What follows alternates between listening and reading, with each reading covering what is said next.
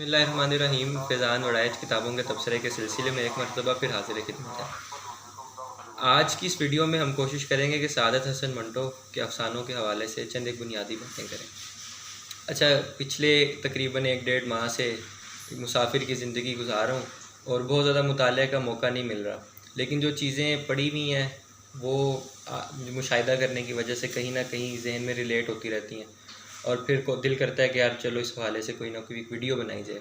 तो पिछले दिनों मैं BBC पे एक डॉक्यूमेंट्री देख रहा था कि PK के अंदर किसी जगह पे ख़वातीन ने अपने दुपट्टों के ज़रिए से रहने के लिए जो है वो झोंपड़ियाँ बना रखी थी। सैलाब से मुतासिरा लोग थे, लेकिन सर्वाइवल के लिए वो जो जो दुपट्टा जो है वो उस मुआशरत का एक बड़ा एक बुनियादी जुज़्व है, उसको जिस पे कॉम्प्रोमाइज़ नहीं किया जा सकता बरसगीर के अंदर ख़ास तौर पर, तो उसको उन्होंने जो है उस पर कॉम्प्रोमाइज़ किया और अपने सर्वाइवल के लिए उन्होंने उससे झोंपड़ियाँ बनाई। खैर, इतनी सी मैंने वीडियो देखी और एकदम मेरे जहन में मंटो का जो खोल दो अफसाना है उसका जो है वो मंजर चलना शुरू हो गया कि जब स्टेशन के ऊपर सिख पीछे भाग रहे हैं और उसके आगे बाप और उसकी बेटी दोनों अपनी इज़्ज़त बचाने के लिए, जान बचाने के लिए दौड़े हैं, तो उस दौरान जो है वो उस लड़की का जो है वो दुपट्टा गिर जाता है। पीछे से सिख आ रहे हैं और अब भागना चाहिए, लेकिन बाप जो है उस दुपट्टे को जाके पकड़ता है, अपनी बेटी के छाती पर डालता है और फिर दोबारा दौड़ना शुरू करता है। उसी असना में पकड़े जाते हैं। खैर, अब बाप की जो आँख है वो अस्पताल में खुलती है और उसके हाथ में वो दुपट्टे का टुकड़ा होता है। तो खैर, मंटो ने तो ये बुनियादी बात की है अपने अफसाने के अंदर। अफसाना आगे चलता है और फिर उसमें वो सब चीज़ें हैं, लेकिन मुझे ये कहीं से चीज़ रिलेट होगी कि आज से 70 साल पहले जब ये वाक़यात हो रहे हैं तो उस वक्त भी ये गैरत का एक एलिमेंट था और इसको मंटो ने बड़ी ज़बरदस्त तरीके से जो है वो तस्वीर कशी इस चीज़ की है और खैर इसके हवाले से जान भी देनी पड़ी। अच्छा, मंटो के हवाले से बड़ी बातें की जाती हैं कि जनाब, चूँकि बात चल निकली है तो ज़रा इसको मज़ीद किया जा सकता है कि जी बड़े फ़ाहश निगार हैं और उन पर मुकदमात भी हुए। एक उनकी अफसाने की एक अफसाना है उनका ठंडा गोश्त, और उसके ऊपर मुकदमा चला और फिर वो मुकदमा जो है उसकी रूदात भी मंटो ने जब किताब शाया की, अफसाना शाया किया, तो 60-70 सफ़ों की सूरत में हुआ और उसके साथ उसकी पहली रूदात है पूरे उसके जो है वो अफसाने की। अफसाना जो जेल के अंदर जितनी उनकी कार्रवाई हुई उसके अंदर मुद्दई पेश हुए और उसके इल्ज़ाम करने वाले पेश हुए, सारा मामला चला। खैर, मंटो ने उस हवाले से चंद बातें की हैं, वहाँ से भी हमें कुछ बातें मिल जाती हैं जो मंटो ने अपने बारे में की खुद।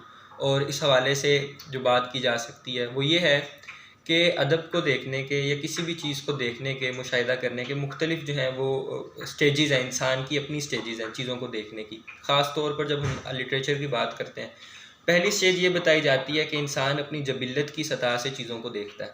और जबिल्लत से मुराद ये है कि सबसे ज़्यादा जो बुनियादी चीज़ उसकी ज़िंदगी में अहम होती है उस वक्त वो उसका जो है वो उसका सेक्स होता है और उसकी जबिल्लत होती है, उसकी जो हैवानी सिफ़त है वो होती है और वो उसी के ज़ेल में चीज़ों को देख रहा होता है।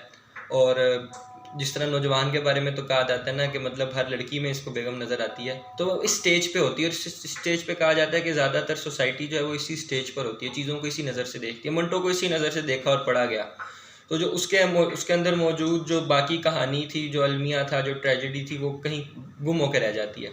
दूसरी स्टेज ये बताई जाती है कि वो रीज़न की होती है, यानी वो अकल की होती है। इस सतह पर हम चीज़ों को देखते हैं। जब इस सतह पे हम अफसाना देखते हैं मंटो का, तो हम उसमें देखते हैं कि यार इसकी बुनत कैसी है, इसके अंदर अल्फाज कैसे इस्तेमाल किए गए हैं, इसका प्लॉट कैसा है, किरदार कैसे हैं, कहानी शुरू की गई, क्या ख़त्म भी की गई है, ऐसी बातें उसमें आ जाती हैं। उसमें तारीफ़ होती है, उसमें उस पर क्रिटिक होती है। तीसरी चीज़ ये की जाती है कि इंसान जो है वो वही की बुनियाद पर चीज़ों को देखता है, लिटरेचर को देखता है कि इस्लाम ने कुछ उसूल दे दिए, उन उसूलों के मुताबिक उस छाननी से सब चीज़ों को गुजारता है। और चौथी स्टेज ये है कि इंसान जो है वो वही जो है वो रूहानियत की सतह पर देखते हैं। इस सतह पर बहुत कम लोग होते हैं जहाँ पे आपके लिए हर चीज़ में खुदा की निशानी होती है, मतलब नेकी बदी का तस्वुरात ख़त्म हो जाते हैं और हर चीज़ ही खुदा की निशानी होती है।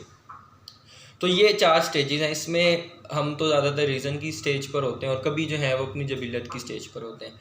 और मज़े की बात यह है कि जब आपने मंटो को ये देखना और मंटो पे इतने बड़े बड़े इल्ज़ाम लगाने, तो देखना ये चाहिए कि मंटो के जो मासिर लोग हैं उस ज़माने में, उस ज़माने के करीब करीब जिन्होंने मंटो की तरह की चीज़ें लिखी हैं, वो कौन है। इसमें एक इस्मत चुगताई के अफसाने नज़र से गुजर, कुछ हसन अस्करी के, गो के हसन अस्करी का जो नुमाइंदा है उसका अफसाना नहीं है, उसकी जो है वो तनकीद है उर्दू अदब में। लेकिन इन दोनों को भी ज़रा देख लेते हैं। अगर इन तीनों अफसाना निगार के हवाले से बात की जाए तो मंटो के यहाँ जिन्स के साथ अलमिया जुड़ा है। ट्रेजेडी जुड़ी है। इसमें चुगताई के अफसाने के हवाले से बात की जाए तो उनके यहाँ जिन्स का ताल्लुक जो है वो नाआसूदगी के साथ है, और उनके जितने अफसाने हैं वो इसी के गिर्द घूम रहे हैं ज़्यादातर।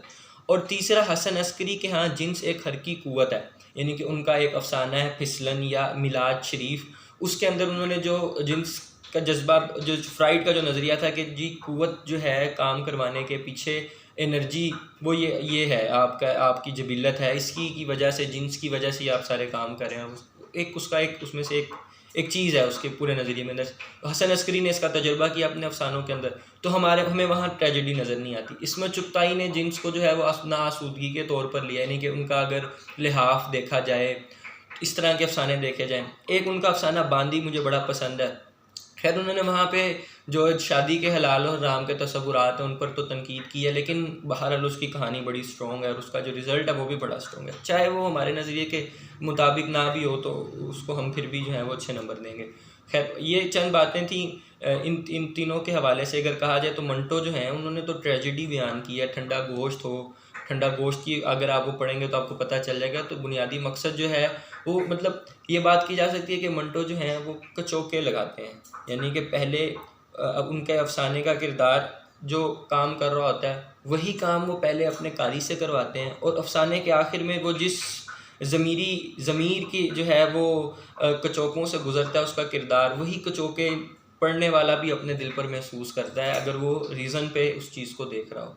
तो ये चंद बातें थीं, उम्मीद है कि आपको पसंद आई होंगी, और अगर नहीं भी आई तो मतलब माफ़ी दीजिएगा। बहुत शुक्रिया।